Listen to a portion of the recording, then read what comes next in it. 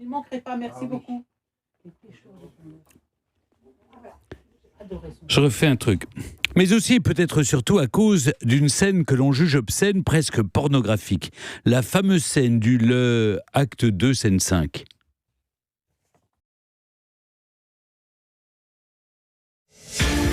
Historiquement Vôtre revient dans moins d'une minute sur Europe 1 avec Arletty et Clémentine Portier-Kaltenbach aussi. Qui a une gueule d'atmosphère. Clémentine ? Ou Arletty, à votre avis ? Je me prononcerai pas.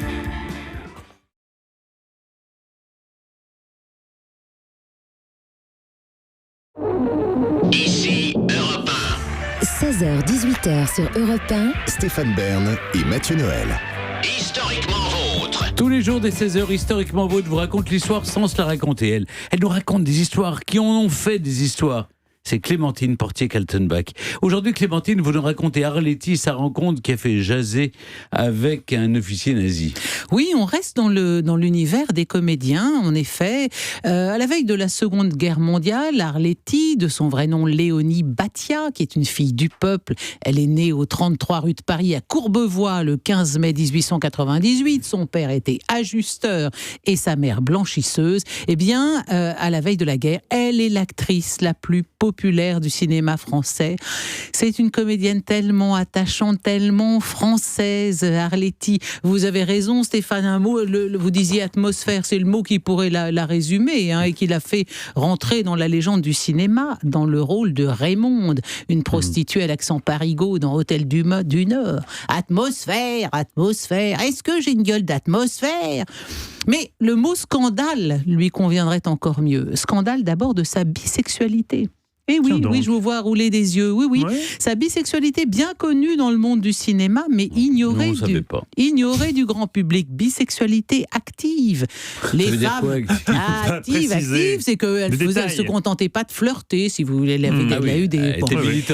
Les femmes, c'était des petits accidents. Il n'y en a eu qu'une, du reste, disait Arletty. De petits accidents, peut-être. Mais enfin, d'après les renseignements généraux, la liste de ses maîtresses était longue et avait pour caractéristique de n'être constituée que de dames de la haute. D'ailleurs, dans le milieu lesbien, Arletty, on la surnomme le Duc. Mais quand elle dit « il n'y en a eu qu'une du reste », elle pense à une certaine Antoinette d'Harcourt qu'elle a rencontrée chez Helena Rubinstein et qu'elle surnomme comme c'est joli Fleur de Lis. Fleur de Lis, la seule femme qui semble avoir vraiment compté pour elle.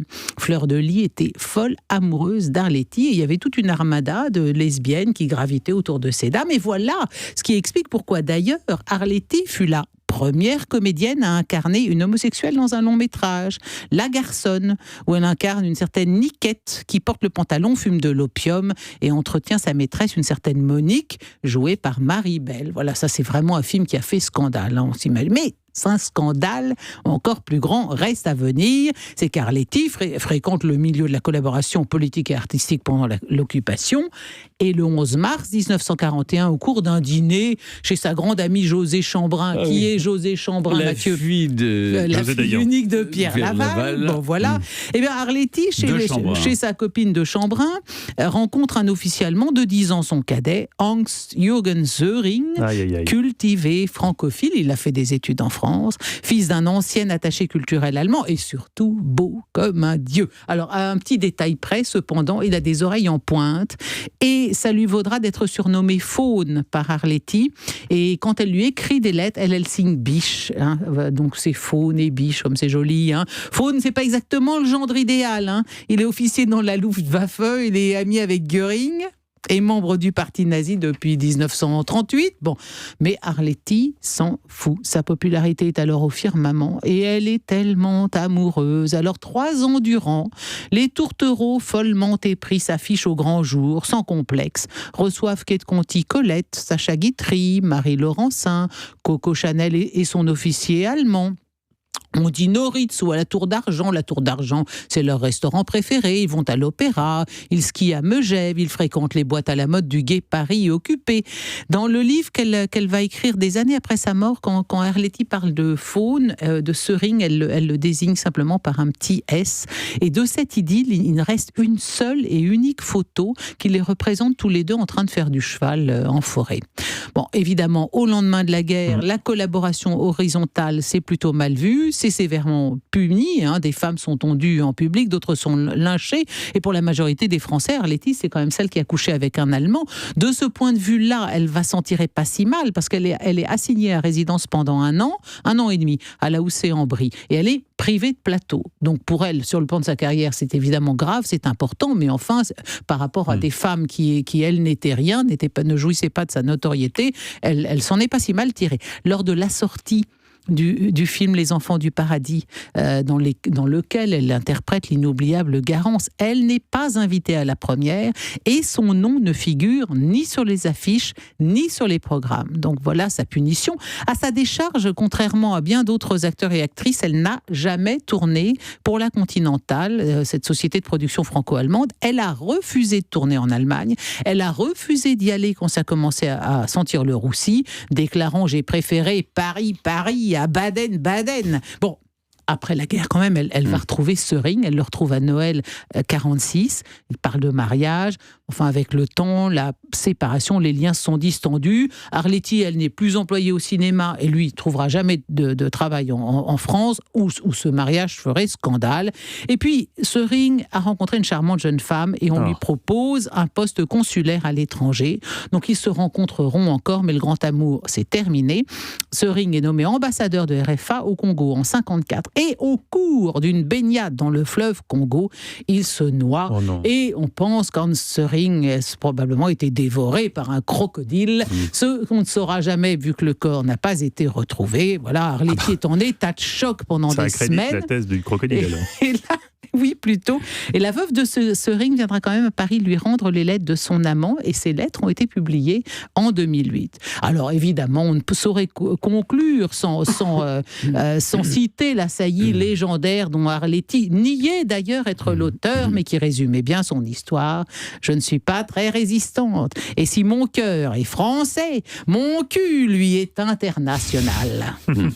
Merci Clémentine, merci beaucoup. Vous restez avec nous Clémentine. Y aura-t-il des nazis dans le quiz? Je crois que oui, il y aura des nazis. Rassurez-vous, à tout de suite pour Born to Be Alive. Beaucoup de nazis. 16h-18h sur Europe 1. Historiquement vôtre.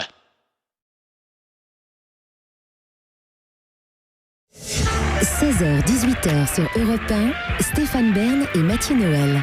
Historiquement vôtre. Dans les combats qui l'opposent à d'autres, comme la pro-éolienne Barbara Pompili ou Meghan et Harry, Clémentine incite toujours Stéphane à faire preuve d'intransigeance. Allez-y Stéphane, mords-y l'œil. Doucement, ne l'excitez pas, c'est le moment de jouer à Born to Be Alive. Stéphane, il y a beaucoup de rues Sadi Carnot en France. C'est parce qu'il y a eu deux Sadi Carnot. Nicolas Léonard Sadi Carnot, le physicien, et Marie-François Sadi Carnot, le président de la République. Mais qui est né en premier ? Le physicien ou le président de la République ? Alors là, j'ai une chance sur deux de me tromper. Jusque-là, le calcul est bon. Je crois que le président est plus ancien.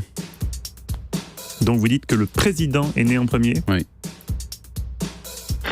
Vous avez j'aurais dit le contraire. Moi, c'est une erreur. Ouais. C'est facile de le dire après. Non, mais parce que le nom de Sadi Carnot m'est familier avant le président Sadi Carnot. Mais alors que je ne connais absolument pas le physicien. Moi, je connais le président, enfin... Ouais.